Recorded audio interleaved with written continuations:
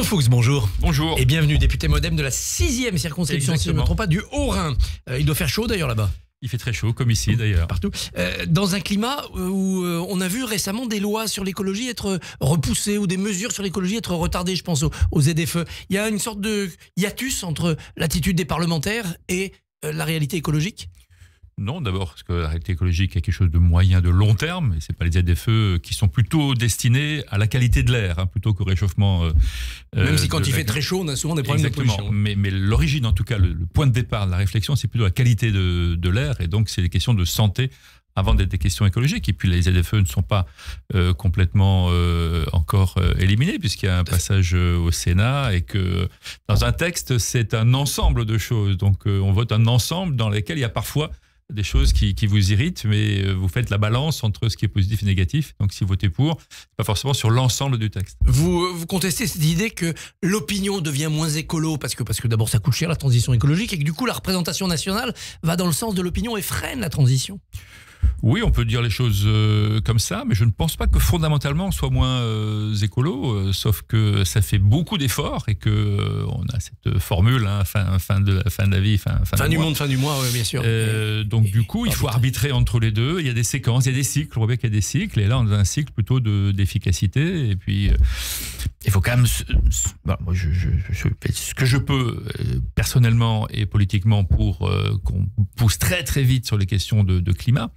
Mais il y a aussi quelque chose qu'il faut avoir en tête, c'est qu'on fait 1% des gaz à effet de serre, et que la Chine, les États-Unis, l'Inde, la Russie, d'autres pays contribuent beaucoup, beaucoup plus. Donc si nous, on fait des efforts désespérés en se faisant extrêmement mal, mais que ça n'a pas ou très faiblement d'impact, la solution n'est pas là. La solution est aussi d'aller faire le plaidoyer en Chine. Comme on l'a fait lors des COP successives. C'est ça qu'il faut faire aussi. Oui. C'est compliqué de suivre l'Assemblée nationale en ce moment. La loi audiovisuelle publique, hier, rejetée d'emblée par une motion de rejet. Oui. Et on n'arrive pas à savoir si c'est un fiasco pour le gouvernement et la ministre de la Culture, ou au contraire une ruse, parce qu'en renvoyant la loi au Sénat telle qu'elle en était sortie, on gagne du temps. En tout cas, c'est pas un fiasco. À l'arrivée, ce sera pas un fiasco. C'est peut-être un coup de 24 heures politique, en tout cas. Mais le texte n'est pas rejeté. Et ce qui est rejeté, c'est la discussion du texte. Donc, la gauche, les filles écolo et les PS décident de déposer une motion de rejet sur ce texte-là. C'est rejet de la discussion. On n'en parle pas. On n'en parle pas. Et le RN l'a voté d'ailleurs, cette motion de rejet. Oui, pour d'autres raisons, justement. Voilà. Mais si on a un peu de temps, je vais vous expliquer, mais on n'en parle pas. Et ça, c'est quand même la négation de ce qu'est le Parlement, de ce qu'est même l'existence d'un parlementaire. Vous venez pour débattre de textes. Vous n'êtes pas d'accord, c'est dans le débat, justement, que vous faites avancer la discussion et la qualité d'un texte.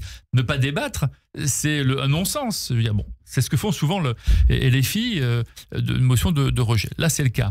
Le RN se dit, et on va être plus royaliste que le roi, on va surjouer le coup, et on va voter cette motion de rejet, tout simplement parce que le texte est prévu sur 48 heures, et que la gauche a prévu des tas d'artifices pour que le texte ne puisse pas être débattu dans les 48 heures. Donc en accélérant, en rejetant le texte, on accélère finalement le renvoi au Sénat, et donc on accélère la procédure, et c'est le Sénat qui va une nouvelle fois discuter de ce texte. Difficile à lire pour les Français, mais quand même. Ce n'est pas lisible. Après, ça a toujours été comme ça. Oui. Là, ce qui est plus compliqué, c'est que comme il y a 3 grands groupes, il n'y a pas de majorité, les coups peuvent venir dans tous les sens. Avant, c'était beaucoup plus lisible, mais des coups de cette nature, ça a souvent été le cas.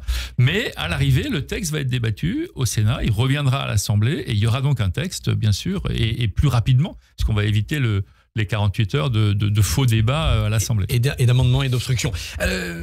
Il fera chaud à l'Assemblée cet après-midi, parce qu'il y a une motion de censure qui va être votée en fin de journée. Elle n'a aucune chance d'être adoptée, cette motion de censure. Si le RN ne la vote pas. Voilà. Et le RN, pour l'instant, a annoncé qu'il ne la votait pas. Vous craignez une manœuvre de dernière minute et un coup de Trafalgar? Je ne pense pas que ce soit le moment pour le RN de voter la censure. Moi, ce qui m'étonne le plus, c'est cette motion de censure du Parti socialiste. Quel sens a-t-elle? Parce qu'eux, ils disent, on nous vole un vrai débat sur les retraites à la rentrée. On nous vole zéro débat, puisqu'il y aura un texte à la rentrée. Le texte est le résultat d'un dialogue social qui n'a pas était très très fécond depuis 2017. Le Premier ministre a fait ressortir l'intérêt et la qualité du dialogue social. Il n'a pas abouti complètement, mais le dialogue social c'est permanent, ça va continuer. Il y a encore des chances que ça puisse avancer dans les semaines qui viennent.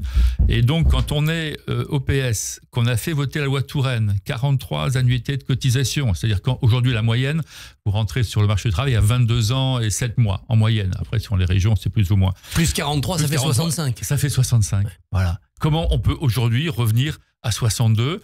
Comment on peut aujourd'hui revenir à 42 annuités et proposer une motion de censure du gouvernement sur quelque chose qu'ils ont eux-mêmes mis en place de façon plus radicale il y a quelques années. Donc mais c'est quoi? C'est de la démagogie du PS ou c'est au contraire une volonté de s'aligner sur LFI et de concurrencer la radicalité de LFI? On est plutôt sur cette logique-là. Je pense qu'il y a eu un congrès, que Olivier Faure change de ligne ou revient sur une ligne plus radicale, qu'il a besoin, pour des questions purement électoralistes, de refaire un front de gauche, et donc il se cale sur la position de LFI. C'est un calcul complètement politicien, de bases œuvres politiciennes, et qui montre que le PS n'est pas fiable aujourd'hui, tout simplement. Le pacte de non-censure, c'est vraiment fini ? Je ne sais pas, on verra. Ça, je ne peux pas le savoir à l'avance. François Hollande votera la censure cet après-midi parce qu'il n'est pas content de ce débat sur les retraites. Et néanmoins, il dit on continue à être constructif ou pas. François Hollande, il est lié aussi au Parti Socialiste. Il ne peut pas être en solo au Parti Socialiste. Il a essayé de prendre la majorité au Congrès et il n'y est pas arrivé. Donc, il est obligé de dégage de légitimité. Mais quand vous regardez, comme l'a dit le Premier ministre, les déclarations et la façon de faire de la politique de Michel Rocard ou de Jacques Delors, mais même de François Mitterrand, qui disait qu'il vaut mieux essayer de contribuer à faire avancer le pays que d'être dans l'opposition systématique. Donc c'est pour moi incompréhensible cette position du PS, sauf avoir une manœuvre purement électoraliste, et ça c'est fâcheux. On en profite aussi, à gauche, d'une certaine dispersion, voire dislocation de ce qu'on appelle le bloc central, de ceux qui participent au gouvernement et qui sont censés le soutenir. Ces derniers temps, ça a été le cas. Est-ce que vous le ressentez à l'Assemblée ? Oui, je le ressens. À l'Assemblée, on a une mobilisation des parlementaires du centre, notamment de PR, qui est beaucoup plus faible Ensemble pour la que la République, moyenne. Ils se désintéressent, ils sont démotivés. Soit ils sont dans leur circonscription pour travailler sur des sujets plus locaux qui sont quand même plus satisfaisants, parce que localement vous avez plus facilement des résultats quand vous occupez de sujets locaux. Soit ils travaillent sur des propositions de loi, soit sur des rapports. Il y a quand même beaucoup de commissions aujourd'hui qui font des rapports d'information, donc qui sont sur le terrain.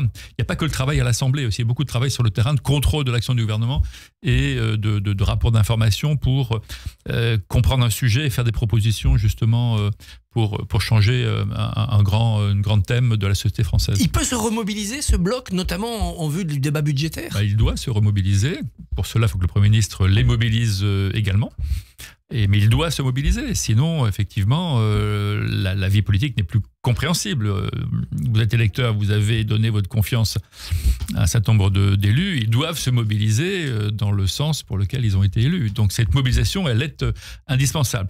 Mais je pense que les vacances, en tout cas la pause parlementaire va avoir lieu dans une dizaine de jours. Voilà, il sera temps après la rentrée que chacun reprenne ses esprits et revienne avec un autre fond de jeu, une autre stratégie. Pour l'instant, l'état d'esprit pour la rentrée, c'est censure du côté du PS et Marine Le Pen qui pronostique une dissolution.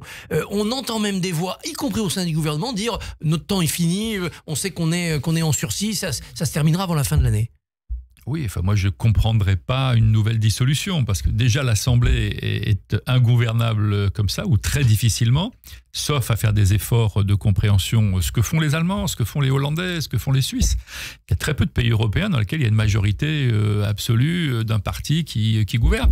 Donc on est plutôt dans une incapacité en France à s'entendre, à discuter et à trouver des points de compromis. Cette radicalité politique, elle est néfaste au pays, et avec une dissolution, on ne ferait qu'aggraver la situation. Aujourd'hui, vous avez quand même, là, on se lamente d'un certain nombre de sujets, mais vous avez quand même 90% des textes à l'Assemblée qui passent, soit de façon consensuelle, soit parce qu'il y a 2/3 des groupes qui votent pour et 1/3 contre. Donc, globalement, la vie du Parlement fonctionne.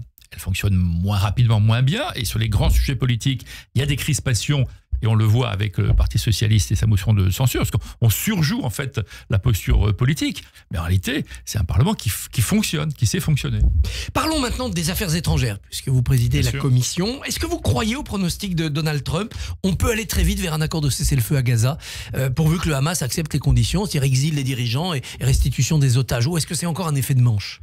Non, je pense que c'est la vision du président Trump, qui est une vision extrêmement active, parfois un peu simplificatrice, brutale, mais aussi simpliste.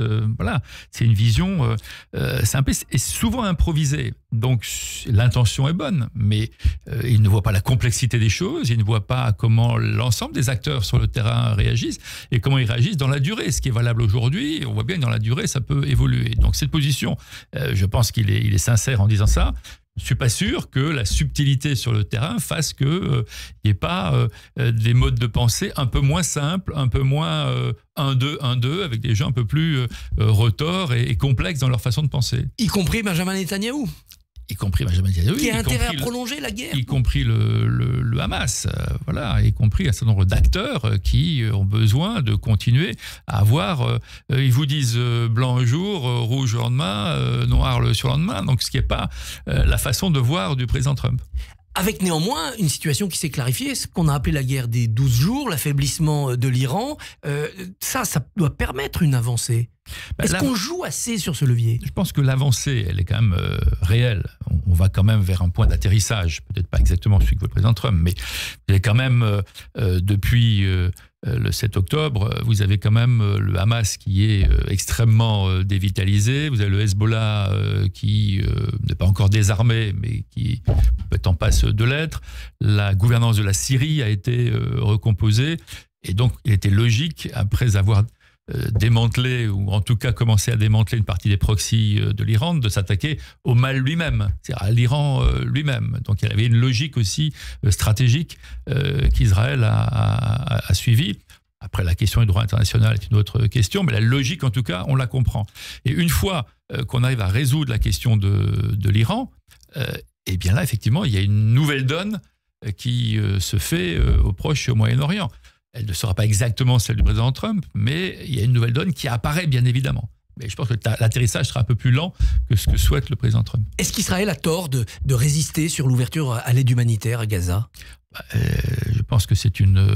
Oui, c'est pas qu'elle a tort, c'est que c'est absolument inconcevable de ne pas aider son prochain. Il y a des gens qui meurent de faim, on le voit, c'est absolument épouvantable. Il faut donc ouvrir l'aide humanitaire. Enfin, la France est pour ça. Chaque être humain devrait être dans l'idée d'ouvrir les corridors d'aide humanitaire pour son prochain. On ne peut pas laisser mourir de faim des gens qui n'ont rien demandé. Je ne parle pas du Hamas, je parle grande partie de la population palestinienne qui est déjà morte, qui continue de mourir, des enfants, des vieillards. C'est quelque chose qui n'est humainement pas concevable. Un mot de Boualem Sansal pour finir. Il connaîtra son sort judiciaire aujourd'hui. Il risque peut-être des années de prison, à moins qu'une grâce présidentielle n'arrive. Vous êtes optimiste? Non, je ne suis pas optimiste. Je souhaite de tout mon cœur qu'il puisse être libéré. Il y a une deuxième affaire qui est née avant-hier avec un journaliste français de SoFoot, qui est dans la même logique, en tout cas judiciaire. Bon, je pense qu'en appel, Boualem Sansal va être condamné. Voilà, 5 ans, 10 ans, 7 ans, la question n'est pas tellement là. La question est ce que va faire le président Tebboune, notamment de cette fameuse date un peu symbolique du 5 juillet, auquel il y a un certain nombre de libérations de grâce qui sont prononcées habituellement. Et donc on en appelle tous à son humanité pour qu'il puisse effectivement prononcer une mesure d'élargissement de Boualem Sansal. Mais la condamnation, on ne pourra pas y échapper en appel. Est-ce qu'il faut apaiser les relations avec l'Algérie, notamment sur les OQTF, pour espérer ce retour? Je pense qu'il faut, jusqu'à présent, moi en tout cas, j'ai tout fait pour apaiser, pour discuter, pour faire respecter bien sûr la position française, mais pour reconnaître la capacité à dialoguer. Mais si en face, on s'aperçoit qu'ils ne respectent pas cette façon de procéder, c'est-à-dire le dialogue et trouver les meilleurs intérêts et pour la France et pour l'Algérie, parce que se couper de l'Algérie, c'est aussi beaucoup de conséquences négatives pour la France, il faut voir ça, notamment sur les OQTF. Aujourd'hui, vous avez 2 OQTF par semaine, c'est-à-dire quasiment plus rien. Donc on se tire une balle dans le pied. Mais il faudra muscler le jeu si les Algériens ne veulent pas discuter. Bruno Fuchs, merci, bonne journée. Merci beaucoup. Merci Christophe, on vous retrouve demain et vos invités seront Olivier Perrault et Charlotte Belaïch, auteurs du livre La Meute.